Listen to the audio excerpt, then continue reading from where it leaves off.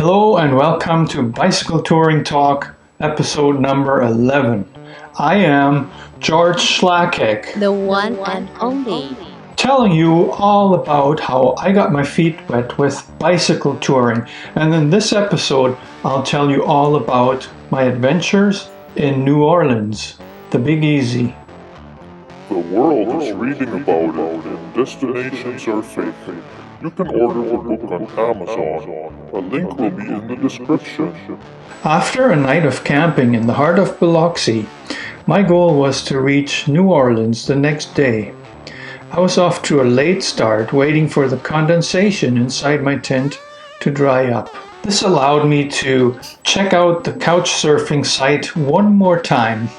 I had secured a couch in New Orleans days earlier, but now my timing was way off due to the delays I had experienced as a result of Hurricane Ida. I still had no response, so it was uncertain where I would stay in the Big Easy. This didn't make me feel at easy. But what's a traveler to do? Eventually, I left the campground to head west on US Highway 90. Biloxi sort of extended into Gulfport and eventually across the Bay St. Louis. I was a bit relieved to get out of the busy urban areas into a much quieter rural landscape. The weather was perfect for riding and traffic was negligible. There's really no telling at what point I crossed into Louisiana, except for an old bridge across the Mississippi River. There wasn't even a rusty old sign. The whole area looked weathered and neglected. Once again, I was staring Hurricane Katrina into the face. Louisiana started off with lonely patches of swampland and a lot of water. Time wasn't on my side. The sunset came way too soon. It caught up with me as I was passing across the Rigolets, an extension of Lake Pontchartrain, on a bridge called Chef Menteur Highway. It was stunning, and till this day I love looking at the pictures I took. I also remember the hurry I was in because the swampland was pretty spooky, and I sure wasn't anywhere near a place to set up camp, not to mention my hosts in New Orleans. What was I supposed to do?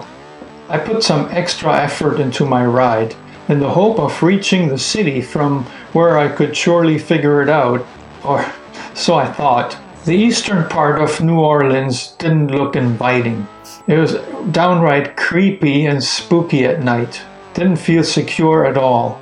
For the first time during this trip, I actually felt overwhelmed, not knowing what to do or where to go. Eventually, I came across a convenience store, bought a snack, and asked the clerk where I could find a motel. I lucked out because there was one nearby. This motel had just recently reopened after being shut down for 4 years due to the Hurricane Katrina.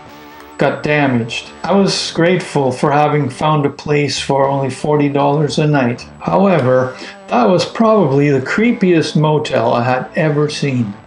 The room had no windows and didn't look renovated at all, except for a thin coat of paint on the walls that couldn't hide the graffiti underneath. The furniture was in really poor shape, but the mattress was new. There was no window, no internet. I had a place to sleep.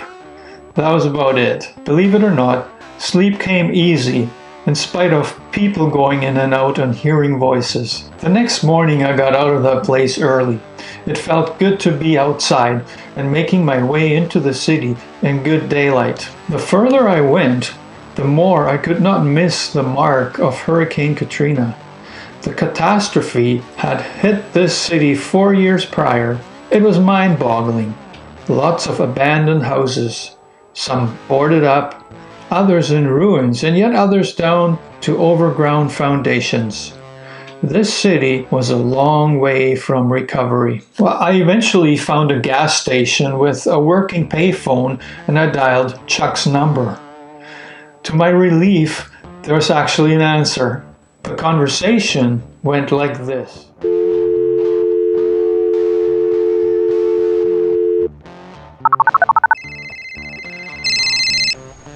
Hello? Hi, My name is George. I'm the couch surfer, the guy who is going to Mexico on his bicycle. Do you remember? You're right. How you doing, George? Oh, I'm not bad. I know I'm a week late, but I was still hoping to sleep on your couch for maybe a couple of nights. Sure, no problem. Where are you at? I'm not sure. Somewhere in New Orleans. Alright, here's the deal. I won't be home till like 5 or 6. I'm at my girlfriend's house. Look, there's a lockbox in front of my door. You just punch in the number, blah, blah, blah, blah, blah. Let yourself in, make yourself at home. Have a beer. I'll see you later. Here was a complete stranger, trusting a complete stranger, me, with his house key. It was a relief, but at the same time, it was kind of crazy. I went to Chuck's house and dropped my luggage. And then I spent the rest of the afternoon exploring New Orleans. The city was interesting, to say the least. While the French Quarter was beautiful and bustling with artists, performers, and people from all over, other parts of town were still completely destroyed, and some really big buildings were blocked off and abandoned. I'm not sure which was more interesting to me, but New Orleans made a huge impression on my mind. I spent 2 nights at Chuck's house. On the second day, I think it was a Monday, I went to a bike shop and had my rear wheel chewed. This was the same wheel that was sold to me brand new in Brampton at the beginning of my tour. I also spent a lot of time roaming the streets, exploring New Orleans, both on foot and by bike.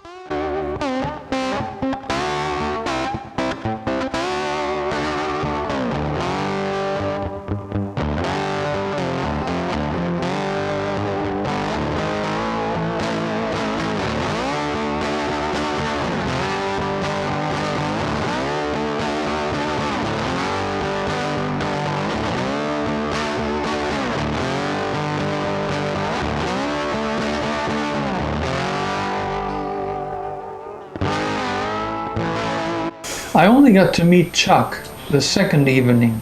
He treated me and a friend to some homemade Louisiana seafood gumbo and drinks. We also watched a movie and had good conversations. The next morning I was to leave New Orleans. In my mind, that was simple. If you want to know the truth and how I almost ended up in the New Orleans jail, make sure you're subscribed to my channel. Before you click off, check out George's book. You can buy it on Amazon, and there's a link in the description of this video. Read it. I did. You might also want to check some of the other videos that are coming up on the screen right about now. See you next time.